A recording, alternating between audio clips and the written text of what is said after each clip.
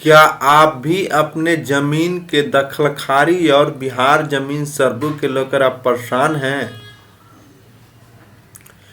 क्या आप भी अपने जमीन का दखल खारिज और बिहार जमीन सर्वे को लेकर परेशान हैं? तो ये वीडियो आपको बहुत महत्वपूर्ण होने वाला है, क्योंकि इस वीडियो में दखल खारिज के संबंध में सुप्रीम कोर्ट का एक जजमेंट आया है, उसके बारे में हम बताएंगे। और ये बताएंगे दखल खारिज में उस जजमेंट से आपको क्या सहयोग मिलेगा और बिहार जमीन सर्वे में उस जजमेंट से आपको क्या सहयोग मिलेगा, इसके बारे में बिल्कुल स्टेप बाय स्टेप पे एक एक बातों को ध्यान में रखते हुए और एकदम बिल्कुल अलग तरीका से स्पष्टता के साथ हम इस वीडियो में बताएंगे। तो देर ना करते हुए चलते हैं आगे। सबसे पहले कि जो समस्या है या जो जजमेंट आया है इसके बारे में हम ऊपर दिए हैं। इसके बाद जो समस्या है दखल खारिज का उसका समाधान क्या होगा उसके बारे में यहाँ लिखे हैं। फिर आपको कि दखल खारिज में सुप्रीम कोर्ट के जजमेंट से क्या आपको सहयोग मिलेगा, इस सब के बारे में बिल्कुल डिटेल से बताएंगे। तो सबसे पहले चलते हैं, जान लेते हैं क्या क्या जानने वाले हैं। दखल खारिज नहीं होने के कारण क्या क्या है और इसका निदान क्या है, पहले इस बारे में जानेंगे।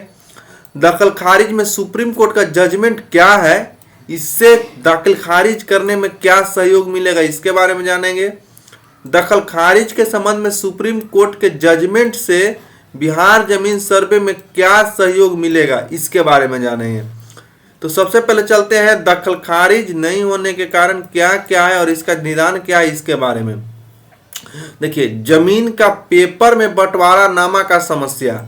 जैसे देखिए इसमें क्या होता है कि जमीन आप किसी से लिए, वो 4 भाई है और 4 भाई में एक भाई अगर आपको रजिस्ट्री कर दिया और 3 भाई उस केस पे कोई कोर्ट केस कर दिया, किसी प्रकार का समस्या कर रहा है और आपका तो पैसा चला गया और आपका दखल खारिज नहीं हो रहा है, तो इस समस्या का समाधान क्या है? इस समस्या का समाधान है कि अगर आपको संभव है कि थोड़ा सा दाहिने बाएं करने के बाद अगर वो तीनों भाई भी तैयार हो जाते तो उसको करा लीजिए। और अगर वो लोग तीनों नहीं तैयार होता है तो जो आपके आसपास के लोग जमीन लिए हुए हैं उनसे मिल करके आप कोर्ट से एफिडेविट करा लीजिए कि हाँ इनका इस प्रकार से रजिस्ट्री हुआ है और ये जमीन इनका इतना दिन से दिया हुआ है, जोत रहा है, उस पर कब्जा भी है इनका, लेकिन दखल खारिज नहीं हुआ। इस संबंध में आप 2-4 आदमी को वहाँ का जो पंचायत का मुखिया है, सरपंच है, उससे एक पेपर पर साइन अपना लेटर पैड पर ले लीजिए, जो आपको भविष्य में बहुत काम करेगा।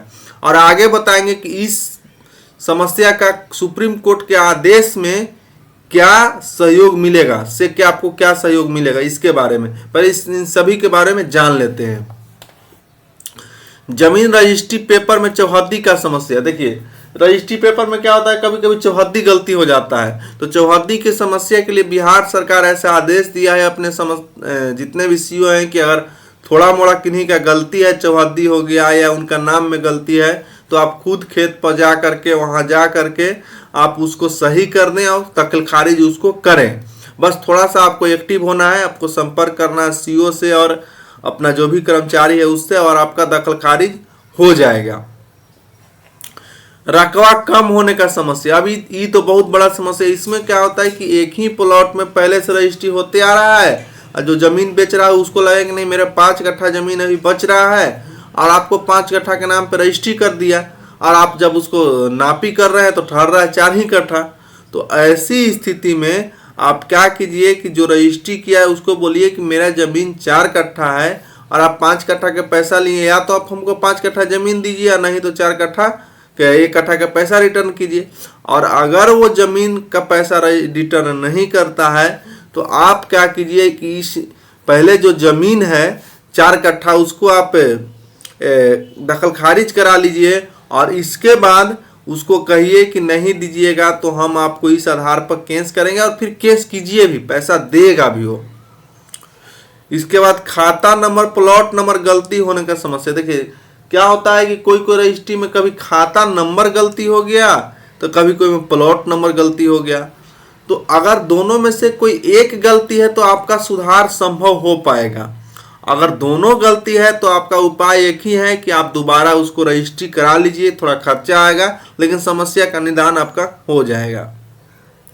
इन सभी समस्या में सुप्रीम कोर्ट का क्या आदेश आया है और आपको क्या सहयोग मिलेगा वो आपको हम नीचे में बताएंगे।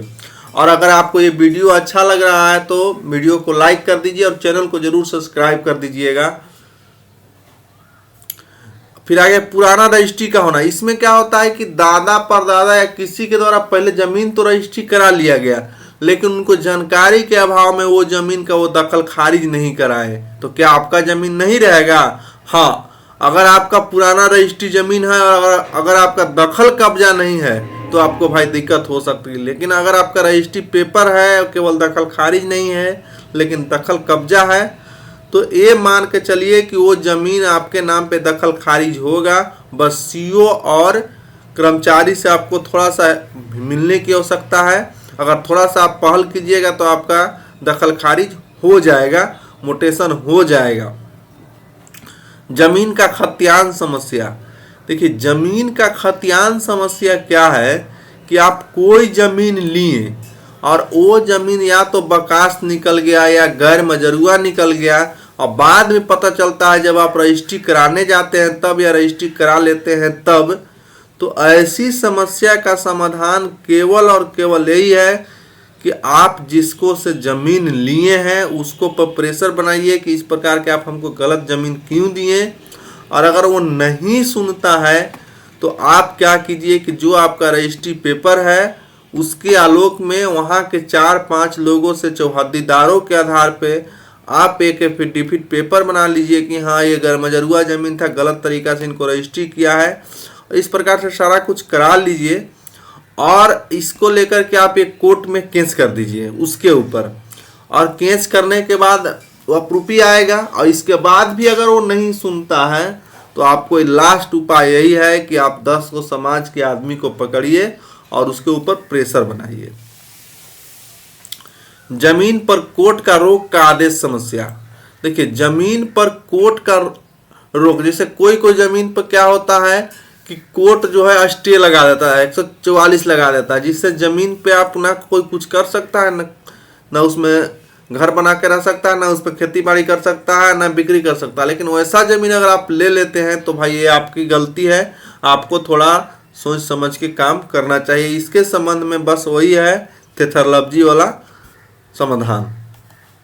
जमीन का लेनदार के नाम और अन्य भूलवश त्रुटि, जैसे देखिए कोई जमीन खरीदता है और उसको रजिस्ट्री में नाम में गलती हो जाता है या अन्य कोई त्रुटि हो जाता है, तो इसके लिए आप बस सीओ और कर्मचारी से मिलिएगा। सरकार भी अच्छा आदेश दे रखा है कि इस प्रकार के कोई त्रुटि है तो आप उसको सुधार करके दखल खारिज कर दीजिए।